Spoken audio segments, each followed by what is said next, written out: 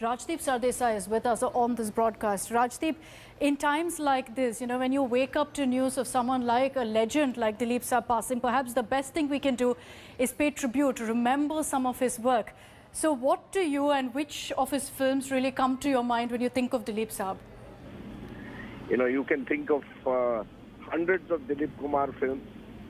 You will always think of him as Salim from the magical film Mughal-e-Azam, which I think took Dilip Kumar and his superstardom to a completely different level. Even today, Mughal-e-Azam must be seen as one of the greatest films that we've made, not just in terms of the impact it had in terms of box office, but just the cinematic scale of that film, and the Dilip Kumar Madhubala equation in that film just sort of lifted it to another level. But remember, this was the first big superstar of post-independence India.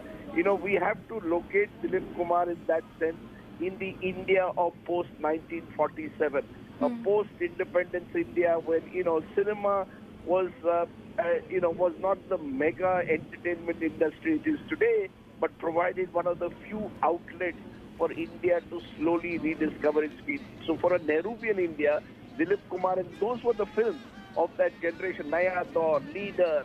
These were the films that Dilip Kumar made right through the late 40s, 50s, stretching into the early 60s, where he became a legend. There were actors who were there for 5 years, 6 years. Superstardom comes and goes. There were the Rajendra Kumar, Manoj Kumar, all of whom, when were asked the question, who's your inspirational hero, they would all say, we want to be Dilip Kumar.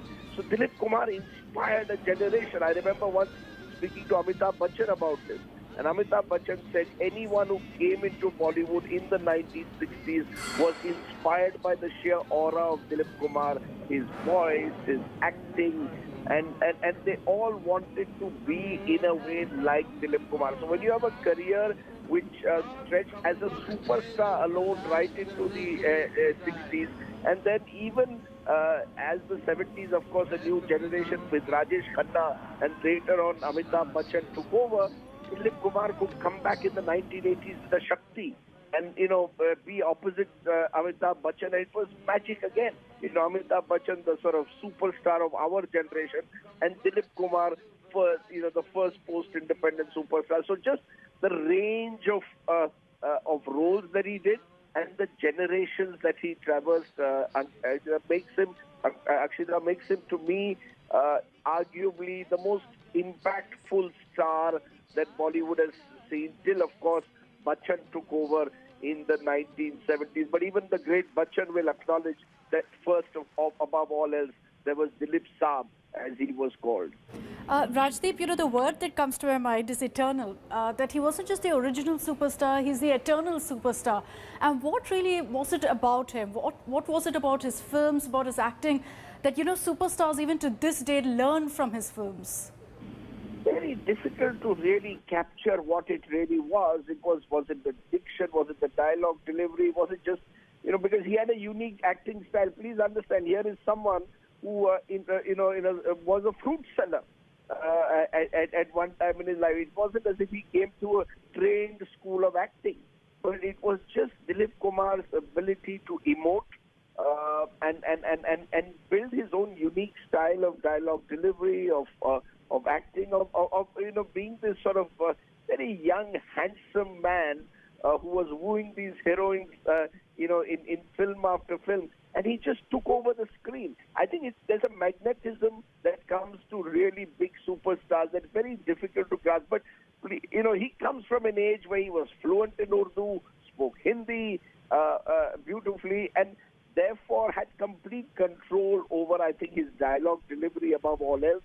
And that, in a sense, allowed him to emote so easily in film after film. He was romantic hero and tragedy. The romantic tragedy was where Dilip Kumar took acting, I believe, to another level. But, if you see him, for example, the songs that were picturized around him in pictures like Naya Daur, it was just, there was a certain, as I said, he fulfilled for an entire generation or two the idea of a post-independence Nehruvian dream, of a better India, of an India of hope.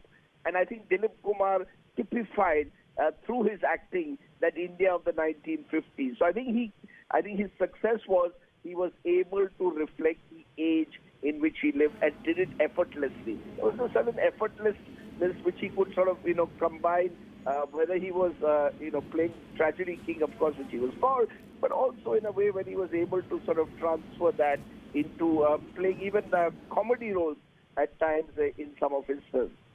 And I think it speaks volumes that for generations, from the 1940s to this day, to our generation right now, we all speak about Dilip Saab's work, about him being a legend. Rajdeep, thank you very much for joining us. I just want to take you through this report of the life and times of Dilip Saab. Why is he known to be such a great? Why is he referred to as the original superstar of the film industry? Here's a look back at some of the biggest films of Dilip Kumar.